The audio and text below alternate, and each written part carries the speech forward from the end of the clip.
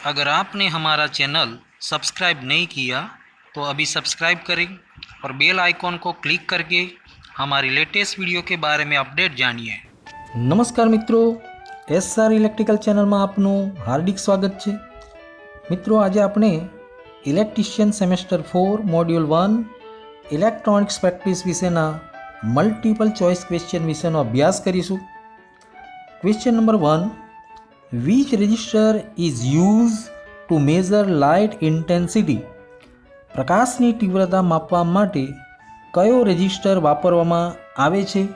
તો મિત્રો આનો જવાબ છે ડી ફોર દિલ્હી, LDR, જેનું પૂરું નામ છે light dependent register. Question number 2, which code indicates silicon semiconductor diode? કયો કોડ સિલિકોન સેમિકન્ડક્ટર ડાયોડને દર્શાવે છે? મિત્રો, કોડમાં જો પ્રથમ અક્ષર એ હોય તો જર્મેનિયમ મટીરિયલ કહેવાય, બી હોય તો સિલિકોન મટીરિયલ કહેવાય, સી ગેલિયમ આર્સેનાઇડ મટીરિયલનું હોય છે અને આર એ કમ્પાઉન્ડ મટીરિયલ, દાખલા તરીકે કેડમિયમ સલ્ફેટ હોય છે। હવે જો આની અંદર AC 125 તો એનો મતલબ એ થાય કે એ આપેલો છે એટલે જર્મેનિયમમાંથી બનાવેલું આ ટ્રાન્ઝિસ્ટર છે। BC 148 એટલે બી શું દર્શાવે છે? સિલિકોન, તો આ સિલિકોન મટીરિયલમાંથી બનાવેલો ટ્રાન્ઝિસ્ટર છે। તો અહીં અગાડી આનો જવાબ જે છે બી ફોર બોમ્બે, BY126 છે।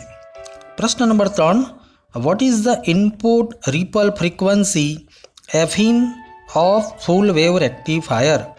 ફૂલ વેવ રેક્ટિફાયરની રિપલ ફ્રીક્વન્સી કેટલી હોય છે?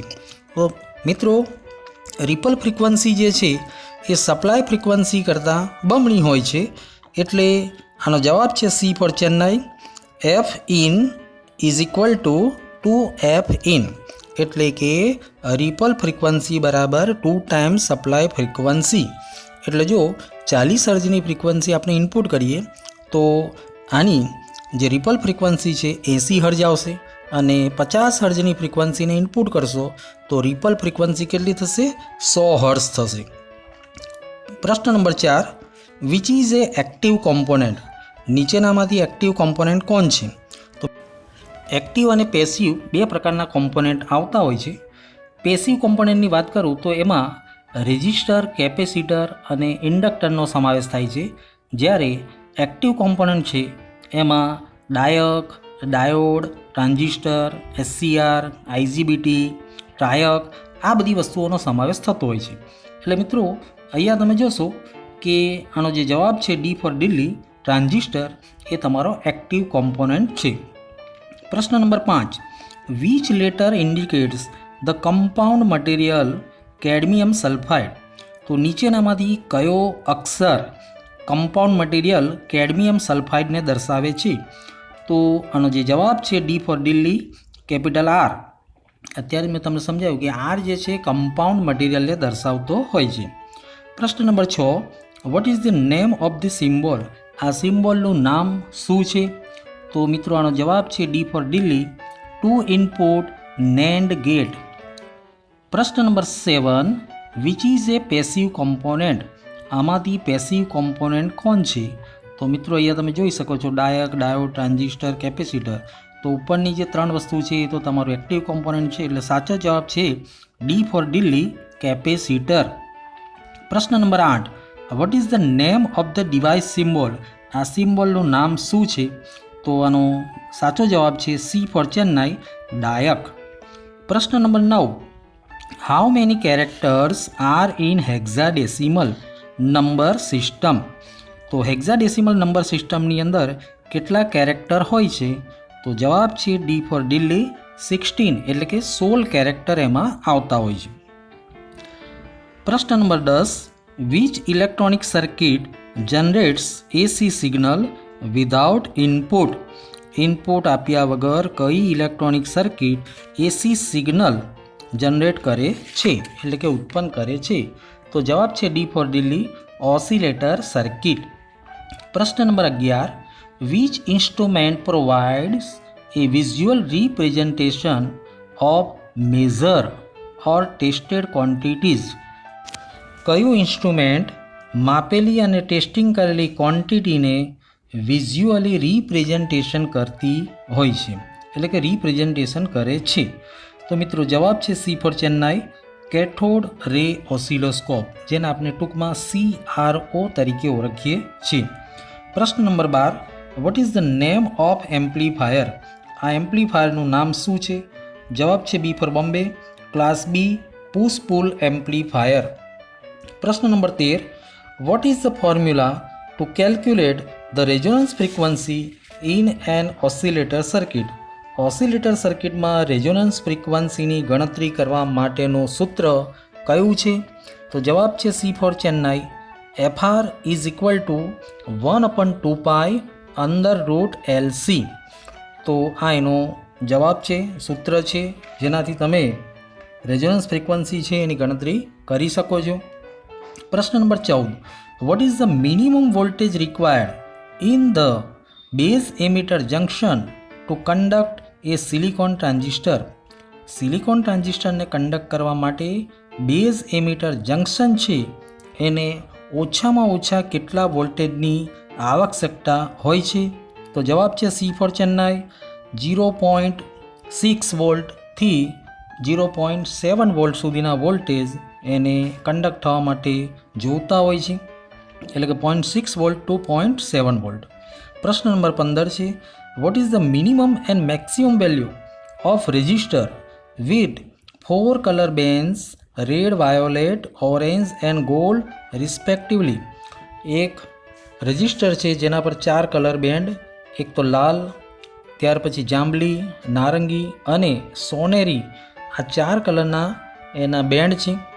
તો આનો ઓછામાં ઓછો અને વધારેમાં વધારે અવરોધ કેટલો થાય? તો મિત્રો તમને ખબર છે કે રેડ છે, રેડનો નંબર આપણે 2 છે. ત્યાર પછી આપણે જોઈએ જાંબલી એટલે કે વાયોલેટ, વાયોલેટનો નંબર 7 છે. નારંગી એટલે કે ઓરેન્જ, એનો નંબર 3 છે. અને સોનેરી એટલે કે એ તમારો ટોલરન્સ છે 5%. તો એના હિસાબે તમે ગણતરી કરશો તો જવાબ જે છે સી ફોર ચેન્નાઈ, 25650 ઓહમથી લઈને 28350 ઓહમ, આ એનો જવાબ છે. એટલે કે 25650 મિનિમમ વેલ્યુ છે અને 28350 એ મેક્સિમમ વેલ્યુ દર્શાવે છે. પ્રશ્ન નંબર 16, what is the reason for barrier voltage is more in silicon material? Silicon મટીરિયલની અંદર બેરિયર વોલ્ટેજ વધારે હોવાનું કારણ શું છે? તો જવાબ છે A for Ahmedabad, lower atomic number, એનો પરમાણુની જે સંખ્યા છે એ ઓછી હોવાના કારણે. ત્યાર પછી આપણે જોઈએ પ્રશ્ન નંબર 17, what is the reason for widen barrier in a reverse bias diode? Reverse bias diode જે છે એમાં બેરિયર પહોળું હોવાનું શું કારણ હોઈ શકે છે? તો મિત્રો જવાબ છે એનો D for Delhi, electrons and holes are attracted towards supply terminals. તો એનો જવાબ છે. પ્રશ્ન નંબર 18, what is the output voltage in the full wave rectifier circuit? Full wave રેક્ટિફાયરની આ સર્કિટમાં આઉટપુટ વોલ્ટેજ કેટલા હશે? તો મિત્રો જવાબ છે A for Ahmedabad, no output. આમાં કોઈ આઉટપુટ મળશે નહીં, કેમ કે અહીંયા તમે જોઈ શકો છો એમાં કોઈ જાતનો લોડ લગાડેલ નથી. પ્રશ્ન number 19, which filter circuit is capable of removing voltage spikes in the rectifier circuit? Rectifier સર્કિટમાંથી વોલ્ટેજના સ્પાઇકને દૂર કરવા માટે કયા પ્રકારની ફિલ્ટર સર્કિટ સક્ષમ છે, કેપેબલ છે? તો આનો જવાબ છે A for Ahmedabad, LC filter. પ્રશ્ન number 20, which is the advance version of power electronics component use in the output stage in drives? ડ્રાઇવ્સના આઉટપુટ સ્ટેજ માટે વાપરવામાં આવતા પાવર ઇલેક્ટ્રોનિક્સ કોમ્પોનેન્ટનું એડવાન્સ વર્ઝન એટલે કે એનું આધુનિક સ્વરૂપ જે છે એ કયું છે? તો જવાબ છે એનો ડી ફોર દિલ્હી, IGBT એટલે કે ઇન્સ્યુલેટેડ ગેટ બાયપોલાર ટ્રાન્ઝિસ્ટર. પ્રશ્ન number 21, how the decimal number can be converted into binary number? Decimal નંબરને બાઇનરી નંબરમાં કેવી રીતે બદલવામાં આવે છે, કેવી રીતે કન્વર્ટ કરવામાં આવે છે? જવાબ છે C for Chennai, dividing decimal by 2 એટલે કે 2 વડે ભાગાકાર કરીને. પ્રશ્ન number 22, what is the purpose of using binary coded decimal એટલે કે BCD system in digital circuit? Digital સર્કિટની અંદર બાઇનરી કોડેડ ડેસિમલ એટલે કે BCD સિસ્ટમ જે છે એને વાપરવાનો હેતુ શું છે, એનો ઉદ્દેશ શું છે?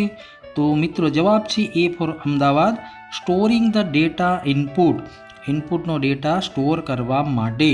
પ્રશ્ન number 23, which logic gates refers the truth table? આ ટ્રુથ ટેબલ કયા પ્રકારના લોજિક ગેટ જે છે એને દર્શાવે છે?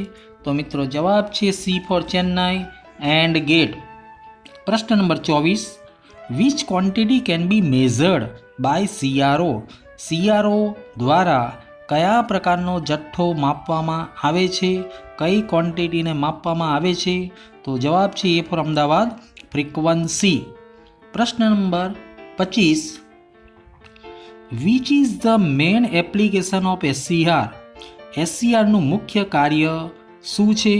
તો જવાબ છે D for Delhi, speed control of મોટરની ગતિના નિયંત્રણ માટે આપણે SCR જે છે એનો યુઝ કરીએ છીએ. તો મિત્રો વિડીયોને લાઈક અને શેર કરી ચેનલને જરૂરથી સબસ્ક્રાઈબ કરો. આભાર. Thank you very much.